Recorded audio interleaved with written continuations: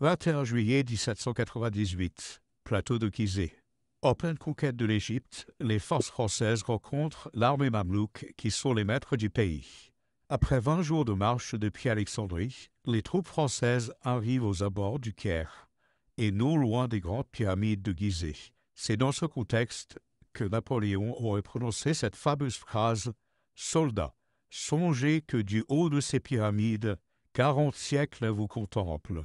Côté français, ce sont pas moins de 25 000 hommes qui sont présents sous le commandement direct du général Bonaparte. Côté Mamelouk, nous n'avons aucune estimation des forces présentes. Celle-ci serait de 6 000 Mamelouks à cheval et jusqu'à 54 000 conscrits. Les Français, disposés en 5 carrés d'infanterie, s'apprêtent à débuter la bataille. 14 heures, 21 juillet 1798. Les combats commencent. Les divisions 2C et Régnier avancent droit sur les troupes mamelouks de Mourad Bey. Les 3 autres divisions avancent quant à elles droit sur le village de Mbabé. Aux alentours de 15h30, une charge mamelouk surprit les divisions 2C et Régnier qui, pendant la traversée d'un bosquet de palmiers, avaient relâché leurs carrés. Par chance, lorsque la charge atteint les rangs français, les carrés se sont déjà reformés pour briser les mamelouks. Le mur français tient. Le général Bonaparte saisit l'occasion pour lancer son attaque sur Mbabé.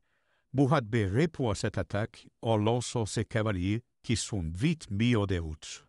Quant aux conscrits mamelouks, les Français leur tirent des salves de mousquets qui n'ont qu'une issue.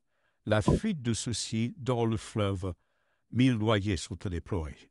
16h30, la bataille se termine par la victoire éclatante de l'armée française sur les Mamelouks de Mourad Bey.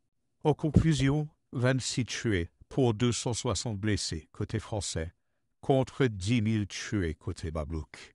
La suite directe de cette bataille est l'ouverture de la route du Caire, qui conduit à la prise de la ville par l'armée française le 24 juillet.